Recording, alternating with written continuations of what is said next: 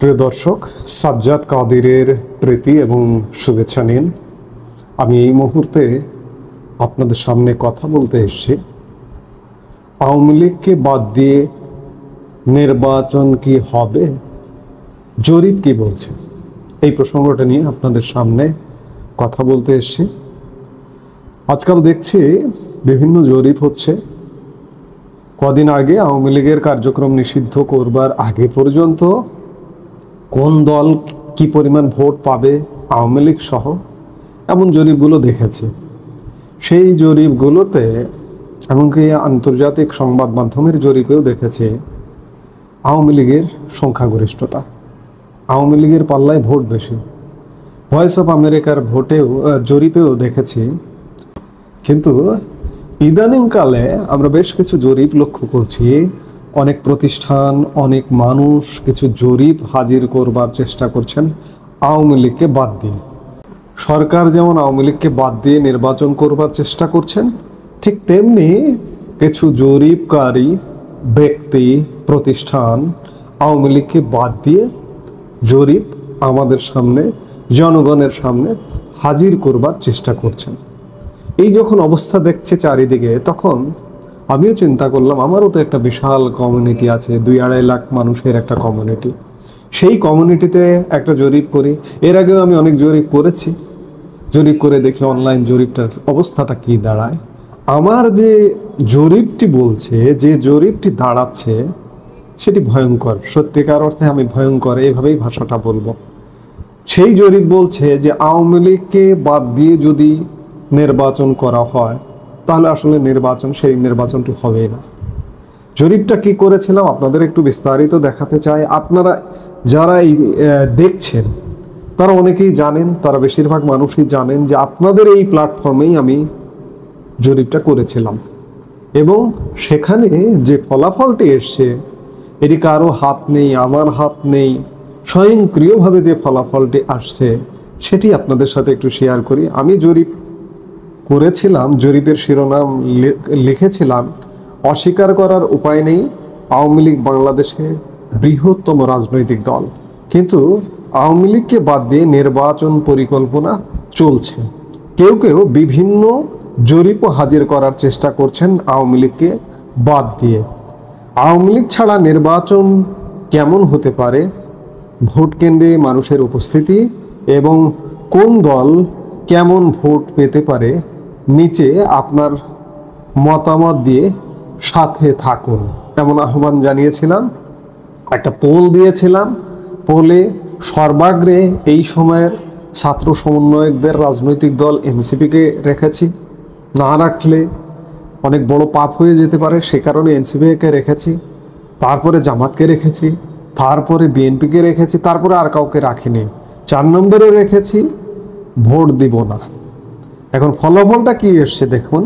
এনসিপির ভোট পড়েছে 3%, জামাতের ভোট পড়েছে 2%, বিএনপির ভোট পড়েছে 3%, অর্থাৎ 3-2-3, 8% মানুষ ভোট কেন্দ্রে গেছে এই জরিপটা অনুযায়ী।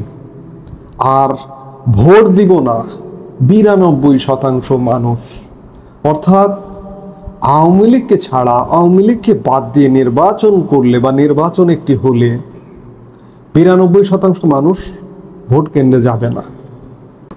শুধু আওয়ামী লীগ নয়, আজকে একই সাথে যদি বলি বড় আর একটা রাজনৈতিক দল বিএনপি, তাদেরও একটি উল্লেখযোগ্য ভোট আছে, জনসমর্থন আছে। তাদেরকে বাদ দিয়েও যদি নির্বাচন করেন তাহলেও সেই নির্বাচনটি আসলে হবে না। এবং অতীতে বিএনপি অংশগ্রহণ করেনি।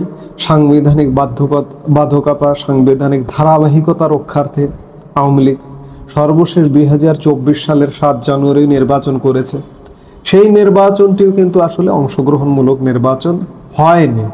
আসলে আপনি যাই করুন না কেন, প্রধান রাজনৈতিক দলগুলোকে যদি বাদ দিয়ে ইলেকশন করেন তাহলে জনমতের প্রতিফলন হয় না।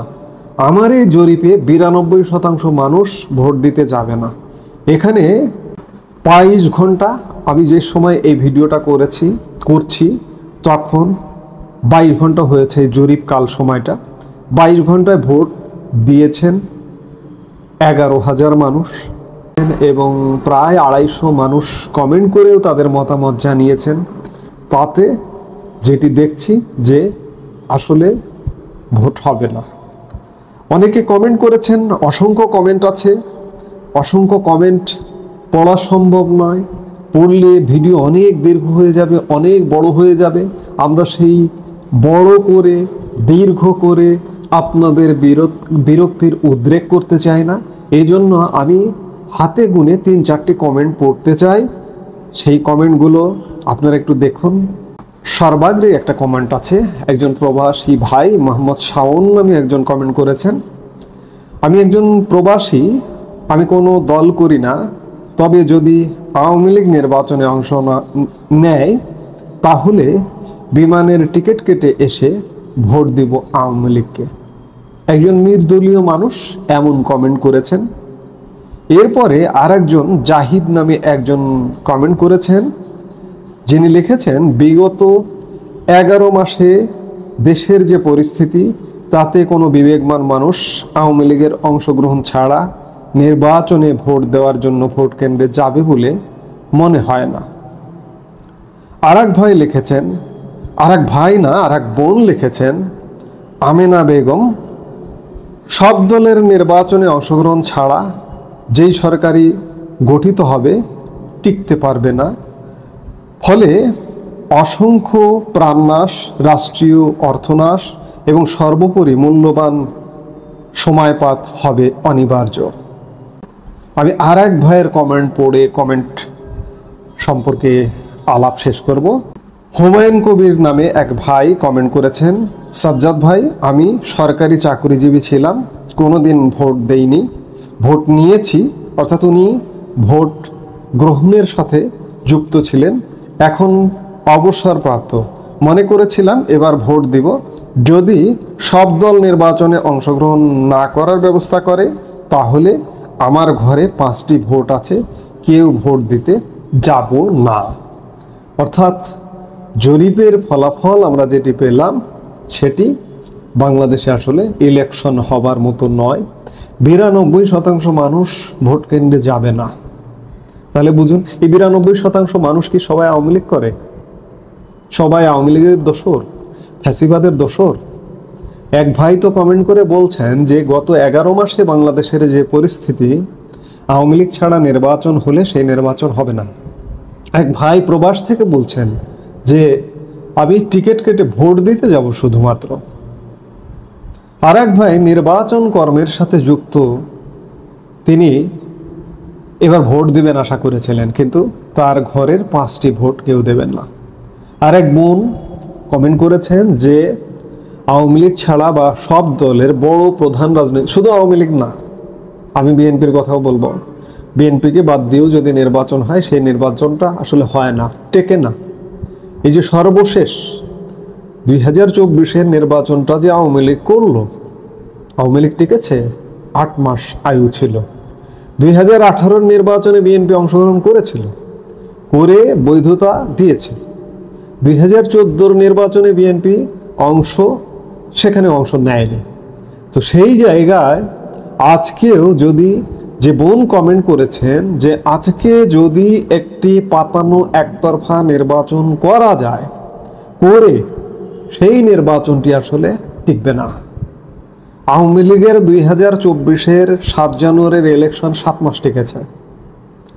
আবার যদি সেরকম একটা পরিস্থিতিতে যায়, বর্তমান বাংলাদেশের সরকার আবার সেই 6 মাস, 8 মাস, 1 বছর, দেশ কিন্তু ঠান্ডা হবে না, দেশ স্বাভাবিক হবে না। দেশ আজ থেকে 1 বছর আগের যে বাংলাদেশ ছিল, 2024-এর জুন জুলাই মাসেও যে বাংলাদেশ ছিল বা তার আগে যে বাংলাদেশ ছিল, সেই বাংলাদেশে আমরা সহসা ফিরতে পারবো না। ফেরার একমাত্র উপায় সব দলের অংশগ্রহণে অবাধ, নিরপেক্ষ এবং সর্বজন গ্রহণযোগ্য একটি নির্বাচন, সারা পৃথিবীতে একটি গ্রহণযোগ্য নির্বাচনের মাধ্যমে আমরা সবাই মিলে যদি একটি সরকারকে রাষ্ট্রীয় ক্ষমতায় বসাই এবং সেই সরকারটিকে আমরা যদি দল মতের ঊর্ধ্বে উঠে সবাই মিলে সহযোগিতা করি, তাহলেই বাংলাদেশের আজকের যে অস্থির পরিস্থিতি সেটির বিনাশ হতে পারে। এছাড়া বাংলাদেশ আবারও একটি সেই বিধ্বস্ত জাতিগত বিভ্রান্তি, জাতিগত সহিংসতা, যুদ্ধ বিধ্বস্ত দেশের কাতারে নেমে যাবার ইতিমধ্যে সরকার নানা পদক্ষেপ নেওয়া শুরু করেছে। আপনারা জানেন যে গতকালকে উপদেষ্টা পরিষদের বৈঠকে জাতিসংঘের মানবাধিকার হাই কমিশন কার্যালয় বাংলাদেশে স্থাপন করাবার খসড়ায় উপদেষ্টা পরিষদ অনুমোদন দিয়েছে। এই জাতিসংঘ মানবাধিকার হাই কমিশনের কার্যালয় বিশ্বের 18টি দরিদ্র এবং যুদ্ধ বিধ্বস্ত জাতিগত সহিংসতাপূর্ণ দেশে আছে। বর্তমান অন্তর্বর্তীকালীন সরকার হয়তো মনে করছে যে বাংলাদেশকে সেই ব্লকেই ঢুকিয়ে দেওয়ার কারণে এমন একটি কার্যালয় আনবো, এরপরে জাতিসংঘ শান্তিরক্ষী মিশন আসবে। অবস্থাটা কিন্তু সেই রকমই। আজকে যদি আমরা একটা গ্রহণযোগ্য নির্বাচন না করতে পারি, তাহলে আমরা আফ্রিকার অনেক দেশ কিংবা উত্তর আমেরিকার অনেক দেশ, এশিয়ার 2-1টি দেশকে আমরা যেভাবে তাকাই, সংঘর্ষ পীড়িত, যুদ্ধ পীড়িত, জাতিগত বিভেদ পীড়িত সেই দেশগুলোর ব্লকে ঢুকে যাব। কাজেই আওয়ামী লীগকে বাদ দিয়ে কোনো নির্বাচন আসলে সম্ভব না, হবে না, জরিপ এটাই বলছে। এই মুহূর্তে এ পর্যন্তই। সবাই ভালো থাকুন, সুস্থ থাকুন। আমাদের ভিডিওগুলো নিয়মিত পেতে সাবস্ক্রাইব করুন Sajjad Kadir and the legends YouTube channel এবং লাইক, কমেন্ট, শেয়ার করে সাথে থাকুন।